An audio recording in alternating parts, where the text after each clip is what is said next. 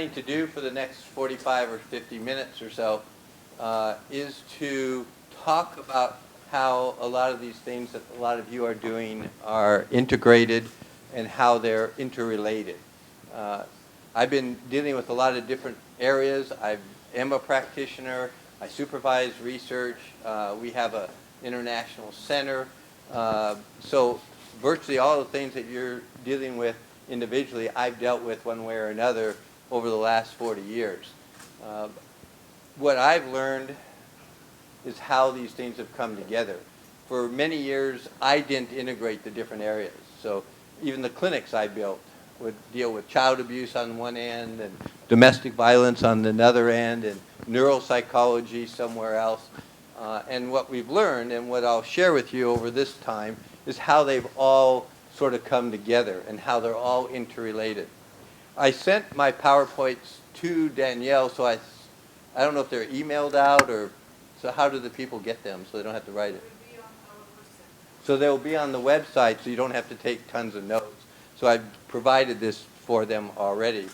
So one of the things we've learned is the connection between what happens in childhood, adverse childhood experiences, child abuse, bullying, growing up in a home with domestic violence, community violence, how those are all interrelated and are interrelated with what happens in our brain.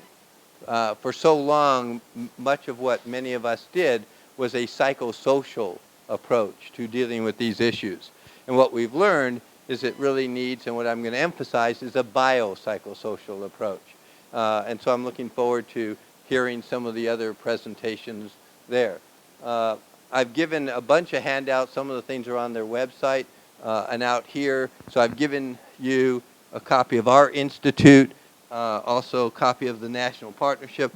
And in your packets and on the table are 4 of the journals that my staff and I edit that covers all these different aspects, which was the point of what I tried to do, is build a one-stop shop that dealt with anything related to violence, abuse, and trauma, whether it's research, policy, advocacy, or practice. And if you look through our materials, you'll see that all those things cover those things. So the national and international partnership has action teams in each of those things because that's what we've learned. And we've learned that all these come together and we have what we call multiple or poly-victimization. The key words that I'm going to talk about this morning will be as foundationals: trauma, the brain, and adverse childhood experiences, and how those things affect us throughout the lifespan. So that's what my role was, and then hopefully that will lead to implications for practice, for research, so that we do look at how we eventually end and set up priorities.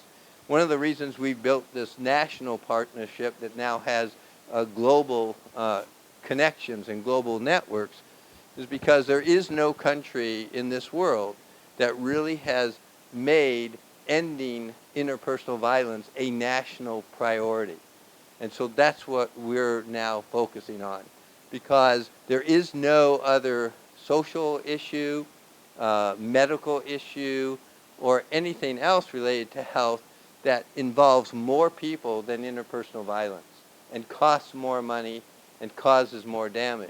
So the idea is we need to start really making that a priority from an interdisciplinary approach. So one of the keys that we're now talking about and where the research and treatment are going is to make sure what we're doing is trauma-informed. And that's been one of the areas. So let me focus a little bit about that first. So most of you know what we mean by trauma, when there's some type of real or perceived threat to the person's emotional, physical, or other types of well-being. And when this happens to children, oftentimes they're misdiagnosed because we're not diagnosing the trauma, and we look at just the behaviors, and so we end up dealing with attention deficit disorder or some other type of conduct disorder. So that's one of the areas when we talk about assessment that I'll come back to at the end and then open it up. When we talk now about interpersonal violence, we're talking about all different areas, from child abuse throughout the lifespan, to bullying, to teen violence, to date and acquaintance violence and rape, to sexual assault, to intimate partner violence, to abuse of elderly and older persons. All those areas are what we mean by interpersonal violence. And they're all interrelated, and that's what too many people still haven't done. Too many people, in my view, still focus on one of these areas, and what we're trying to do is integrate and realize the interconnection of all these from a trauma-informed standpoint. So, the other thing we've learned over the years is if you have one situation with victimization, you likely have multiple victimization, or what's been termed poly-victimization. Because, as you can see from some of the research that's come out, 30% of some people meaning kids who have been victimized multiple ways.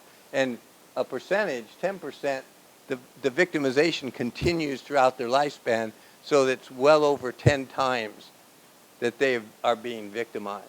And that's one of the things that we really didn't pay as much attention to, is the poly-victimization, which again, when you look at this, not only goes throughout the lifespan, but it means if we're focusing on just one aspect of what the particular child is experiencing or dealing with, we're going to miss the others, which means we're not going to solve the problem. We're just going to be dealing with one symptom, and when that gets taken care of, another one will kick in. So what we term this, and another major foundational term, is called adverse childhood experiences. Adverse childhood experiences obviously could be child abuse, physical, sexual, psychological. Growing up in a home where there is domestic violence is an adverse childhood experience. Being exposed to violence in the community or in war zones. All these are adverse childhood experiences. And what we have learned now in the last 20 years is that adverse childhood experiences have tremendous impact on the person, again, throughout their lifespan. So, first we're going to focus on this part of the equation, the behavioral, psychosocial, developmental effects of what happens when there is an adverse childhood experience. Then we'll come back and deal with the other side of the equation, which is the physiological, neuropsychological part. As I mentioned, we tend to know more about this. For the last 30 or 40 years, no matter what your profession has been, that's been more of the emphasis, is the psychosocial aspects, whether we're talking about research or practice or policy. So, this is one of the key research studies, one of the largest in the world.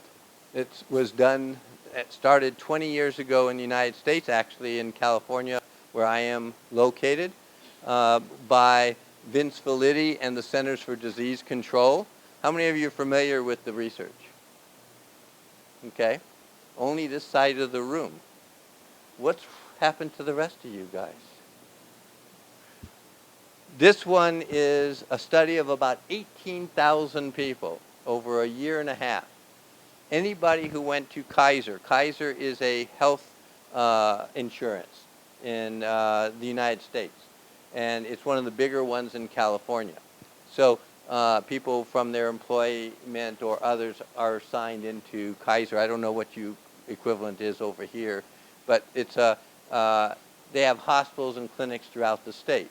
So anybody who went into the Kaiser program for any reason, from the flu to appendicitis to a heart attack to a broken bone, filled out a questionnaire in intake that basically just asked, and they checked off, if when they were growing up they experienced any of these particular adverse childhood experiences, of which you have 9 of them listed here. There were 10 also, but these are 9.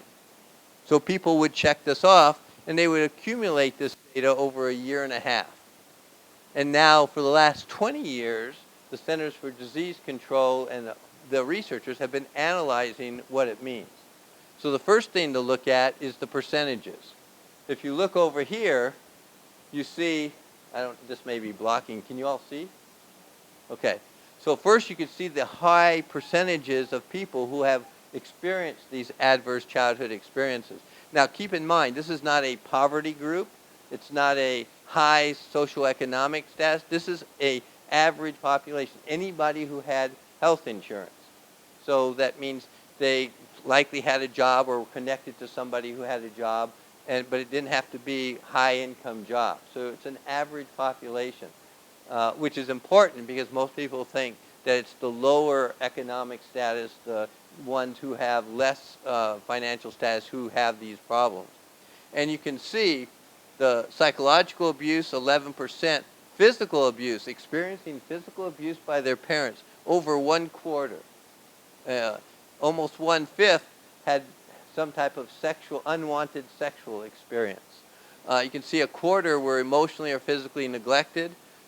Over 1/4 grew up in homes where there was substance abuse, and parental separation or divorce was near 1/4.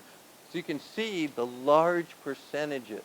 That's why when I talk about interpersonal violence and adverse childhood experiences, I'm talking about how that affects more people than anything we want to even think about.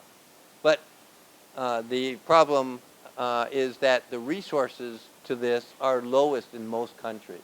I mean, one of the things I'm really happy about the university here and the center that has been funded is that it makes it a higher priority. But in most countries, this is the low down on the totem pole in getting funded. I mean, they'll fund military, they'll fund cancer, they'll fund these other things, but this affects more. They will actually, in my country and others, will fund the symptoms, like substance abuse, like teenage pregnancies, rather than the root causes. So the first thing is to see this. So then they wanted to know, how prevalent is this? So one of the things they'd start looking at is how many of these ACEs, in other words, adverse childhood experiences, people were exposed to. So the other real key is it's only a little more than 1/3 that grew up in what we would call healthy, psychologically healthy families. Only a little over 1/3. And then you can see as you go down, 60% had at least one, and almost 1/4 had 3 or more ACEs when they were growing up. So the question for the last 20 years in the research has been, what does this mean? So you have 3 or 4 ACEs. So what? So what the research is focused on is looking at that so what, and why what we're talking about over the next few days is so important. Because what we found is that it is the basis for virtually everything else that goes on. I'm going to come back to this and show you this first. I put this in the wrong order. No matter what social, medical, or other symptom issue you put into this equation, you get this type of graph. So this is adult alcoholism. So what this means is that people who had virtually 0 adverse childhood experiences had a very low probability of being an alcoholic as an adult. And as their ACEs go up, you can see almost a linear increase in the likelihood. So by the time you got up to 4 or more, you multiplied this by a factor of 5. Here's another one, suicide attempts. So the odds of attempting or committing suicide, very low for 0 or 1, 2 or 3%. But by the time you got up to 4, it multiplies by a factor of 10. Huge changes. And it keeps going up. I mean, I just gave you up to there, but it keeps going higher. It's a linear transformation. Another one. This is, to me, really interesting because it shows you the lifespan approach. So this is looking at the rates of adults, in other words, 50 years later, older adults, and how often there are prescribed antidepressant medication. So still pretty high, almost 30 here out of 100, but by the time you get up to 4, virtually all of them are on antidepressant medication. It shows you the power of this. One more. This is drug use. 0 adverse childhood experiences down around 0.5%. It multiplies by a factor of 7 when you get up to 4 or more ACEs. And I could literally show you, and if you want, you can Google ACEs or Google Centers for Disease Control in the United States, and you'll literally get 50 of these with 50 publications, because that's what they've been looking at. Yes? Can you say something to the relation of this being predictive or just correlational? Because that's very interesting also in terms of a lot of things for research. Yes. So we worked this out ahead of time so she knew what to ask me, you see, so that it would lead right into this slide. Aren't you impressed? I thought it was impressive. Okay, so this is what ends up being the summary of this. At the base, you have the adverse childhood experiences. What we've learned is that disrupts neural development, which I'm going to get to in a minute, which affects social, emotional, and cognitive impairment, which leads to a higher risk, adoption of higher risk behaviors, which leads to higher levels of disease, disability, and social problems, and leads to early death. So the question that Sabina asked, is this correlational or predictive? Turns out it's predictive. In fact, we used to say that smoking was the biggest predictor of later disease or death. This surpasses that. Right now, they find that the adverse childhood experiences is the best predictor of any type of disease or death. What is interesting anecdotally is in clinics I've built, we treated adult survivors of, say, sexual abuse, and we developed treatment programs for them. And part of treatment that many of you can identify with was doing symbolic and cathartic types of work, like creative art therapies and stuff. And we were doing this back 30 years ago. And one of the things that often occurred was they would write letters to their perpetrator, symbolic. They wouldn't necessarily mail them, but they would do it as part of what they would confront. Some of them actually then got to the point that they wanted to confront their perpetrator. And so one of the things that I never knew, because this research came later, is a lot of times those perpetrators, by the time the clients were ready to confront them, were dead. And I never made a connection, never thought of it. And then as soon as this research started coming out, it started making sense because they're on the same plane. That's one of the things also, people would work with victims or offenders or children or adults. And again, all of them interconnected. Many victims were raised in homes just like this.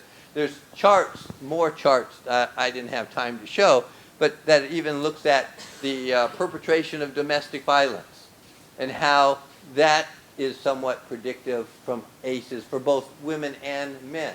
Men much higher because of much higher prevalence in domestic violence perpetrators for men versus women, about 3 times the ratio. But both follow the same curve that you were seeing before. The other thing that has come out more recently by Frank Putnam and others is now looking at ACEs. So for example, if we talk about sexual abuse in the home for a child and domestic violence. So for a long time people said, well, if a child's been sexually abused, they're already damaged, they're already traumatized, so domestic violence or these other things, it's just no big deal. Then people started saying, well, maybe it is a big deal, and maybe it's added. So if you have one and then you add another, you double, the effect. Well, what the research has now been showing is it doesn't double. It's synergistic. It's exponential. So just adding sexual abuse and domestic violence, you would expect damage here, but it actually is up here. There is an exponential impact. the more victimizations you add in. So it jumps up, it doesn't just double. And when I testify in court quite a bit, because part of our center deals, the practice part of our center, direct services, we deal with forensic cases. So child custody cases that I'm going to talk about later in the week, but we deal with criminal cases, we deal with civil cases, we deal with dependency cases. And a lot of times when we're talking about either criminal or civil, then we're looking at these adverse and what the risk is and what are the impact, especially when there's been no intervention to that child, adolescent, or adult. So that's what leads to all of these. So when we now take one piece of this, because that's one of the emphases here, is looking at domestic violence and kids who grow up in homes where there's domestic violence. Well, we know that there is a variety of effects of what happens to these children when they grow up in these homes. So it affects them not only emotionally, but cognitively, socially, physically. So they have a likelihood of either externalizing the behavior or internalizing. When I do longer trainings, I show a film clip of a family, a typical family that has 3 kids, different ages, boy, girl, and it shows how each of these children who are exposed to the exact same situation in the home, what we call low-level domestic violence. In other words, it's not likely to be lethal, but there is physical bruising, there is shouting, there is verbal and psychological abuse. It shows not only how each of the kids are traumatized, but how they respond differently. So that in one of these cases, one of the girls internalizes and ends up withdrawing, goes into a fantasy world, dissociates, and blocks out the rest of the world. So she escapes inward and becomes depressed, isolated, and withdrawn. And she's at risk without intervention for drugs at an early age to mask the pain of the trauma. That's why treating the symptom doesn't necessarily get us anywhere. And when the drugs stop working, she's at risk for what you just saw, which is a suicide attempt in early adolescence. When you look at the statistics on suicide, you see what's called a bimodal distribution. Sort of early adolescence, it jumps up, and then it settles down, and then sort of early adulthood between 25 and 35, it jumps up again. And we think a lot of the ones with the early adolescence is due to this, due to what's going on in these types of homes. In that same scenario, the boy externalizes. So he's acting out, he's aggressive, he's a bully, and he's modeling his father's behavior. And he lives in a chaotic environment. So he is acting out and externalizing his trauma. Now, he is also at risk for substance abuse, but for a different reason. He's the high risk taker. He's the one that's going to experiment with drugs for excitement, for all the other things that are going on. So even though he may be using drugs and alcohol, it may be for a different reason. What is clear is in many of the school systems, the girl gets overlooked because she's not making waves. She's not acting out. She's just going along, so they don't pay attention. But the boy gets everybody's attention. But the likelihood is he's going to be, if not assessed appropriately, misdiagnosed. The chaotic environment or the trauma isn't going to be looked at. He's going to be looked at as either a conduct disorder or attention deficit disorder. And attention deficit disorder in my country and many other countries where we have research is the most misdiagnosed disorder in childhood. Both directions. People are labeled that way who don't have it, and some people who have it but don't act hyperactively are missed. And in both cases, the PTSD that they're actually having isn't getting diagnosed.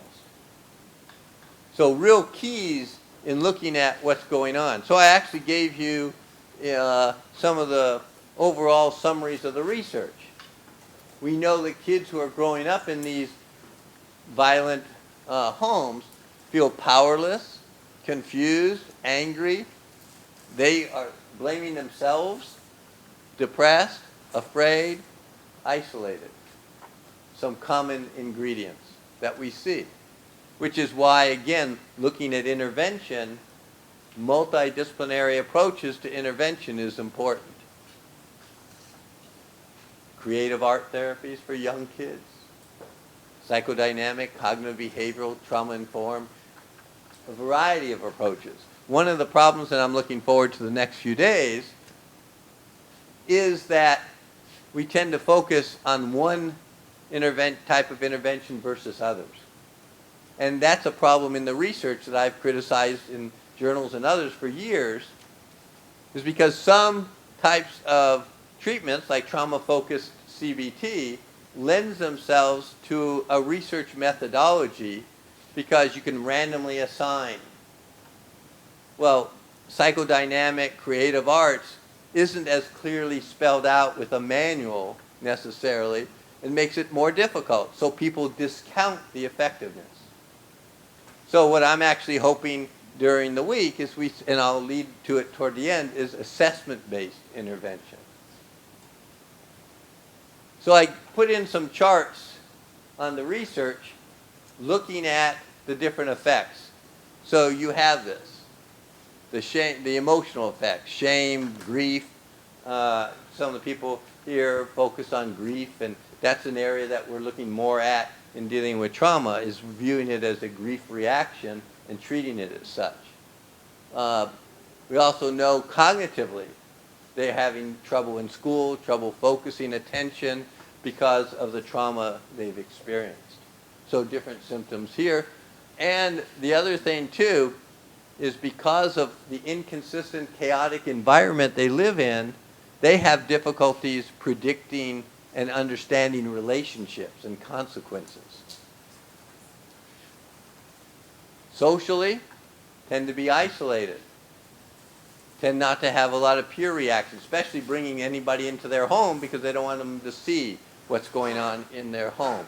They may have their own anger management issues, or they may be very passive and be victims of bullying and other types of victimization going on. And then behaviorally, all sorts of stress reactions, psychosomatic reactions, as well as aggressiveness or poor impulse control. One of the problems is some people keep looking for a profile.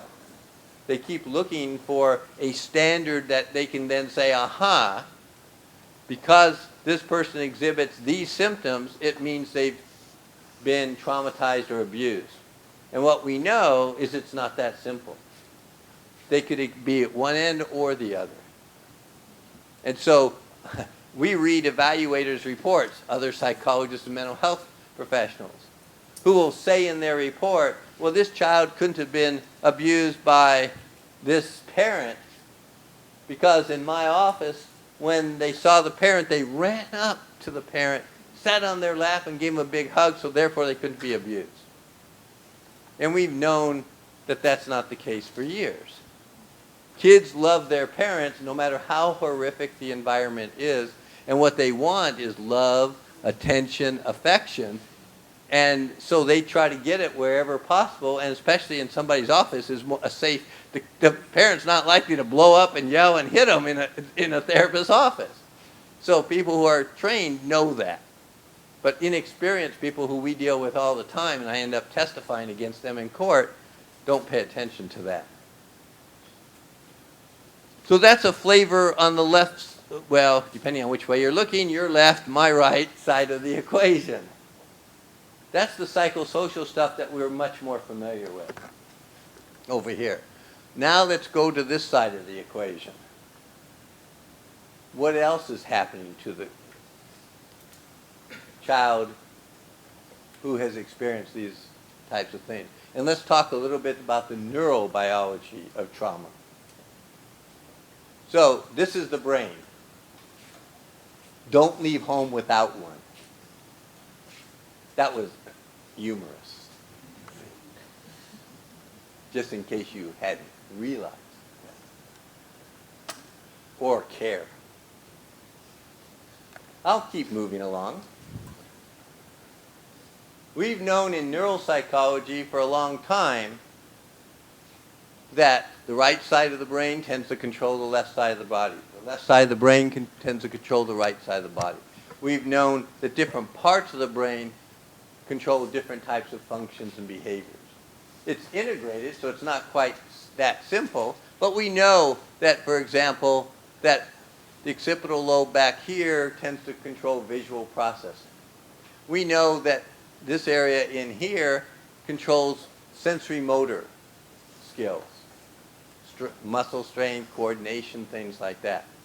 We also know that this area here of the frontal temporal lobe tends to control more of emotions, behavior, impulsivity, memory, receptive language.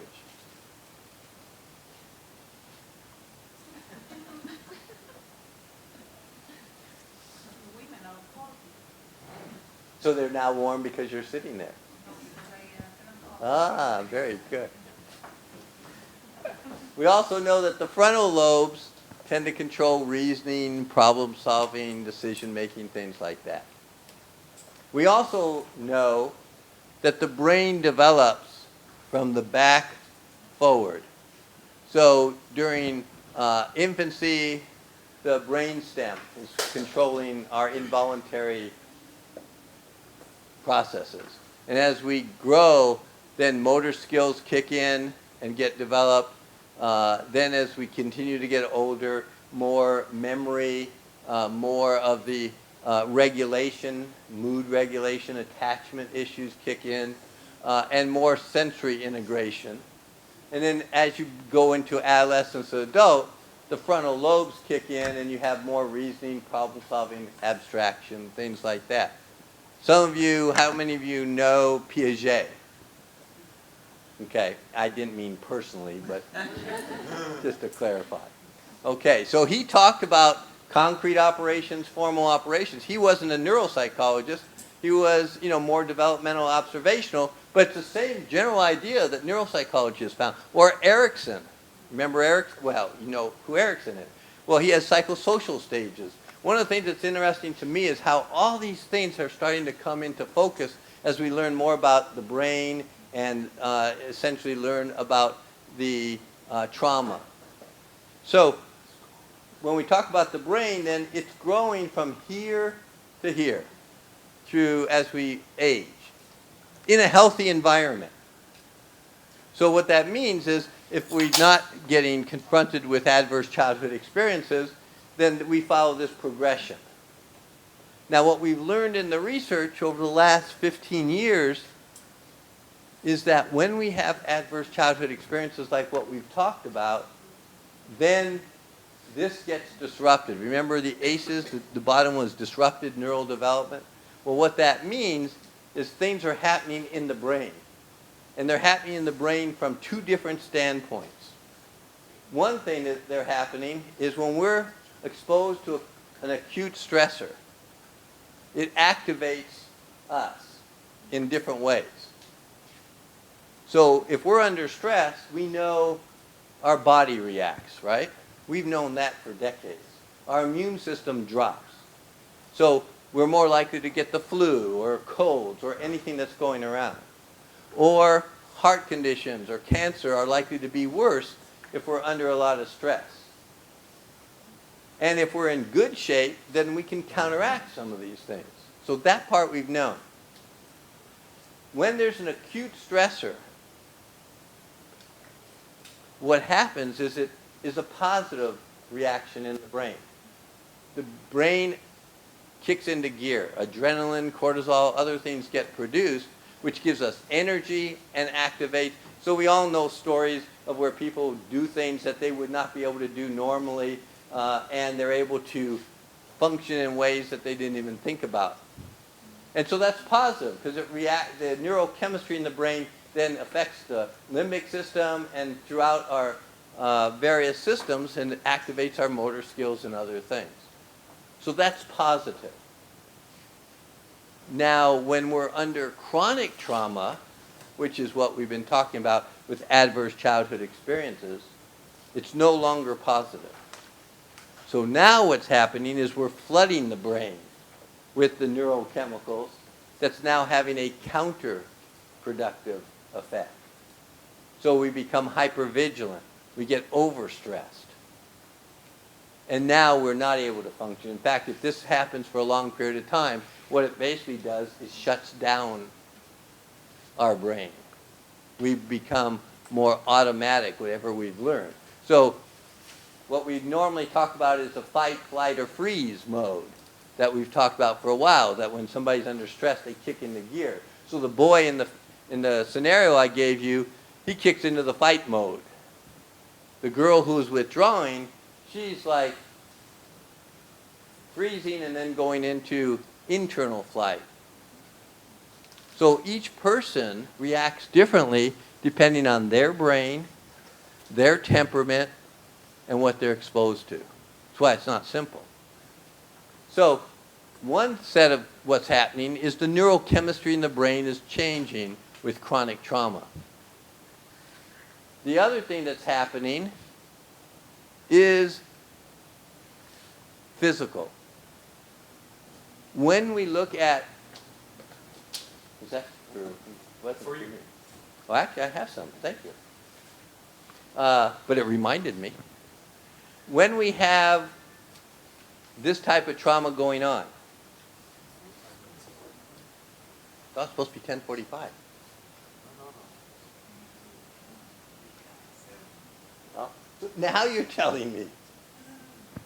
Oh, okay. My 3 hours got cut to 1 hour to 45 minutes, and now I'm done. No. So the other thing that's going on is physical. When we look at PET scans of 5-year-olds who have been exposed to this type of chronic trauma and abuse, we actually find that this part of the brain is overdeveloped. The sensory motor cortex is actually larger than average, and the frontal lobes are stunted.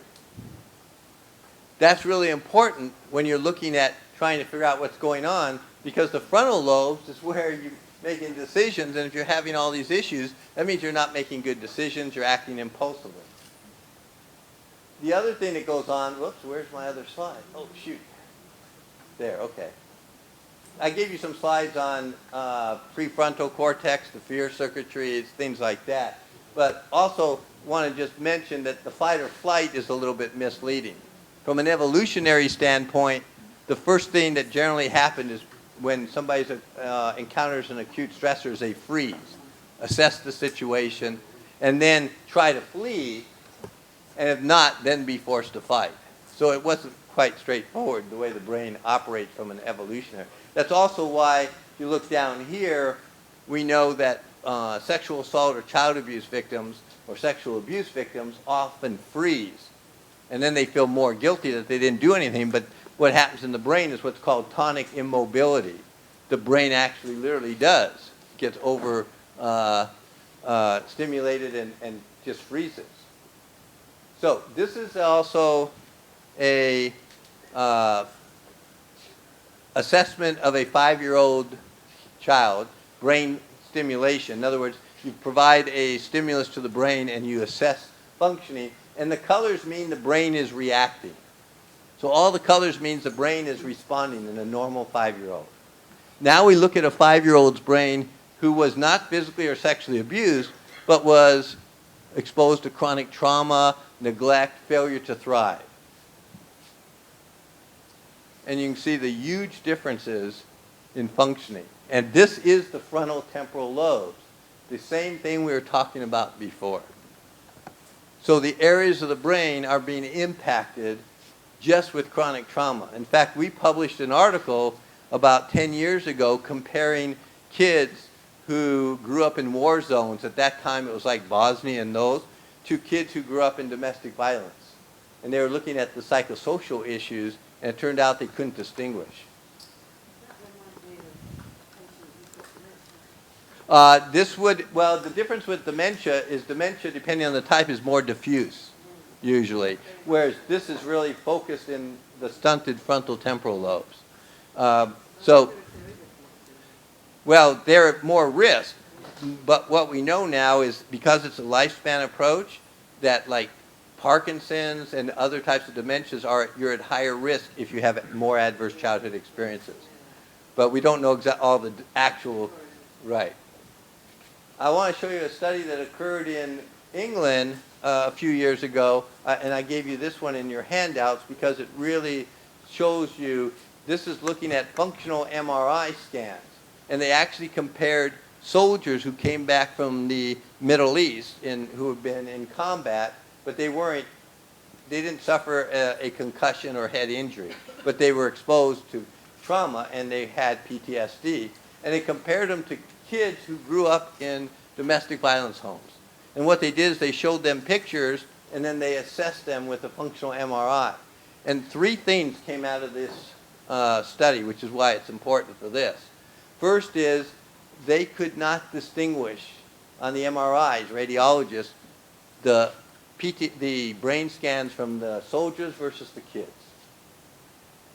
Both groups were significantly different than a normal population. And the third finding was that both the soldiers and the kids exposed to chronic trauma had the same areas of their brain that were dysfunctional.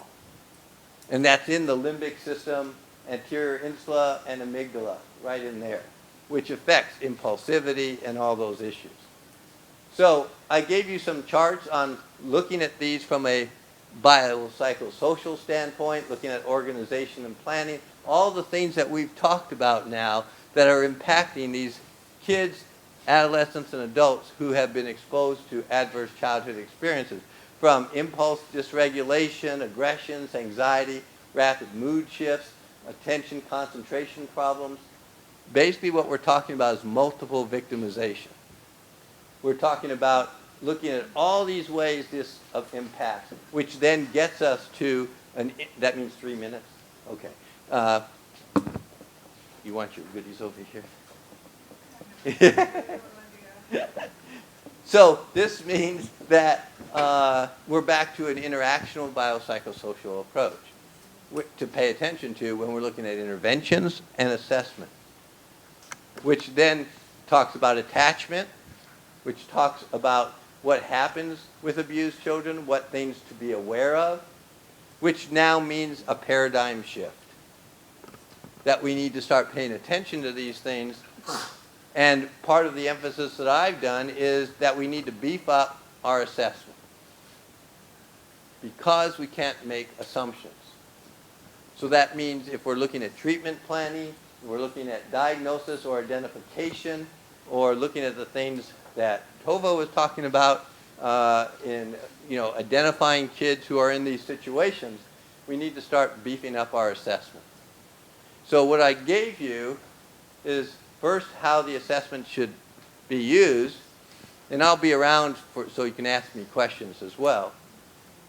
But to really focus on trauma. So what we do and what we've been recommending is that every person coming in gets a trauma screening. At least maybe the ACEs, we start giving out the ACEs questionnaire. We give out some other questionnaires. And then if we start seeing there's trauma, then to do a trauma assessment. And I'll show you some of the things we use, and I gave you those. And then if this is showing up some significant issues, a full evaluation. So we go in a tier. So then we can identify what the issues are and tailor the intervention to whatever their issues are, which is going to be important for research because I've never believed in random assignment. I mean, if you go to a physician's office and they look at your elbow that's hurt, can you imagine them saying, well, you're in room B today. We're going to see if that works. Well, won't you want to diagnose? Don't you want to see if it's broken? Don't you want to see if I have a disease? Or maybe it's all in my head before you set up a treatment approach. We don't tend to do that with family violence and trauma. We tend to just move them into treatment. Is there anyone coming into a medical setting should have this. Yes. Any other questions? Yeah, and not only just child, adults as well. When we talk about domestic violence, when we talk about sexual assault. So I can talk more about that later or whenever I have time.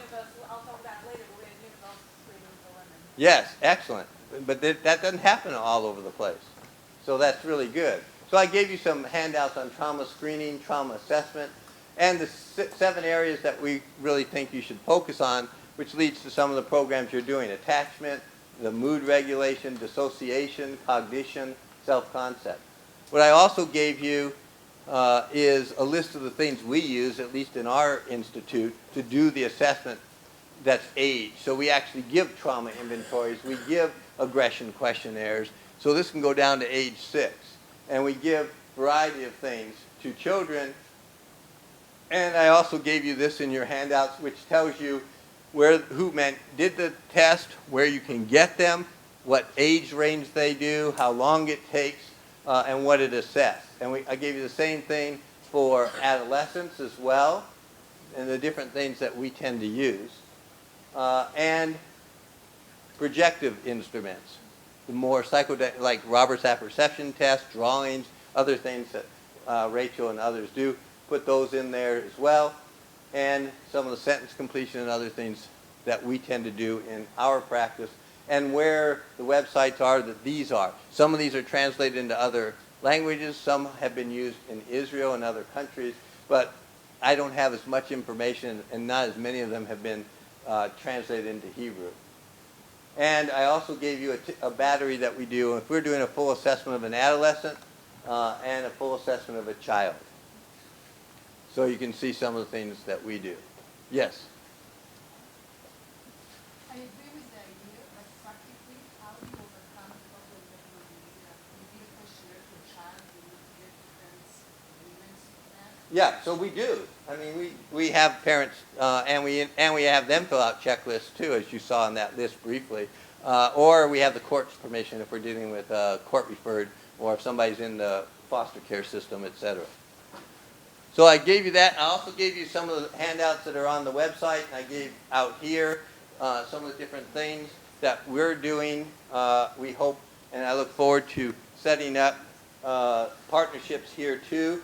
I also brought from the national partnership there, there's a brochure out there. I brought some of the bracelets to give out, and you can take, which is one of the things we're working on, which is an international network, and this is Global Partners for Peace, which is what we're all trying to do, hopefully.